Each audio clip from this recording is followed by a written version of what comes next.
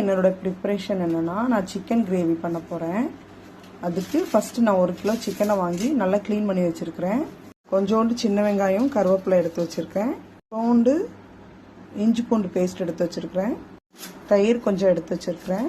அப்புறம் ஜெயம் இந்த பிராண்டில் சிக்கன் பொரிக்கிற அந்த மசாலா சிக்கன் 65 மசாலா அதை தான் நான் எடுத்து வச்சுருக்கிறேன். இது கிடைக்கலனா நீங்கள் நார்மலாக யூஸ் பண்ணுற சிக்கன் பொடியை யூஸ் பண்ணிக்கலாம்.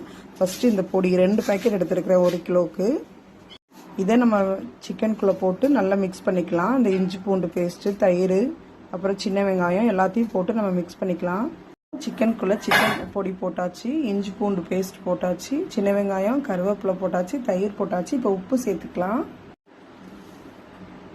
இதை இப்போ நல்லா பிசைஞ்சு ஒரு 10 நிமிஷம் ஊற வச்சிடலாம்.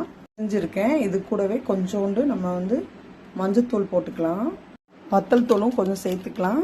இப்போ கொஞ்சோண்டு போட்டுக்கோங்க. திரும்ப தேவைன்னா லாஸ்ட்டாக போட்டுக்கலாம்.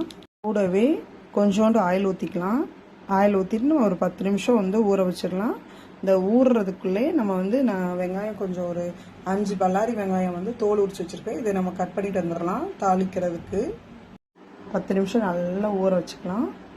இனி நம்ம ப்ரிப்பரேஷன் ஸ்டார்ட் பண்ண போகிறோம். பல்லாரியை நான் நல்லா கட் பண்ணிட்டு வந்துடுறேன். பாத்திரத்தை அடுப்பில் வச்சாச்சு. பாத்திரம் சூடாயிட்டு நம்ம எண்ணெய் ஊற்றிக்கலாம். சிக்கன் கிரேவிக்கு கொஞ்சம் எண்ணெய் நிறைய இருந்தால் தான் நல்லாயிருக்கும். எண்ணெய் ஊற்றிக்கலாம். எண்ணெய் சூடாகிறதுக்குள்ளே அதுக்கு தாளிக்கிறதுக்கு என்னெல்லாம் தேவையோ அதை எடுத்து வச்சுக்கலாம். ஸ்டார் பூ ஒன்று எடுத்து வச்சுருக்கிறேன். கசகசா கொஞ்சம், பெருஞ்சீரகம், பட்டை, ஏலக்காய், கிராம்பு கொஞ்சம் எடுத்து வச்சுருக்கிறேன். நம்ம இப்போது எண்ணெய் சூடாயிட்டு இதை நம்ம அடுப்பில் போட்டுக்கலாம். இது பொரியட்டும் நல்லா. இப்போது கட் பண்ணி வச்சுருக்க வெங்காயத்தை போட்டுக்கலாம். ஒன்று கூடவே கொஞ்சம் உப்பு சேர்த்துக்கலாம். சீக்கிரம் வதங்க. வெங்காயம் நல்லா வதங்கிட்டு இது கூடவே நம்ம இப்போது 1 ஸ்பூன் இஞ்சி பூண்டு பேஸ்ட் போட்டுக்கலாம். ஆல்ரெடி நம்ம மசாலா வரைவி வைக்கும் போதே நம்ம போட்டிருக்கோம். அதனால் 1 ஸ்பூன் போதும். இஞ்சி பூண்டு வதங்கி வரட்டும். அதுக்குள்ளே தக்காளி எடுத்து வச்சுருக்கேன். 5 தக்காளி. இதை நம்ம மிக்சியில் கட் பண்ணி போட்டு அரைச்சிட்டு வந்துடலாம். அந்த நடுவில் இருக்கிற இந்த வேஸ்ட் பக்கத்தை கட் பண்ணிவிட்டு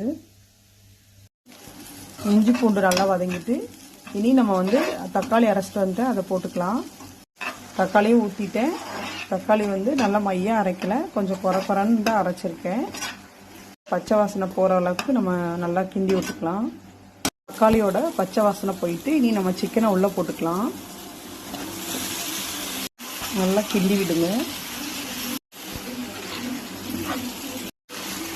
நல்லா எல்லா பக்கமும் ஈவனாக கிளறி விட்டாச்சு. இனி நம்ம கொஞ்சோண்டு அந்த மசாலா தடவி வச்சுருக்க பாத்திரத்தை அலசி ஊற்றிக்கலாம். சிக்கனில் ஆல்ரெடி தண்ணி விடும், அதனால் ரொம்ப தண்ணி ஊற்ற வேண்டாம்.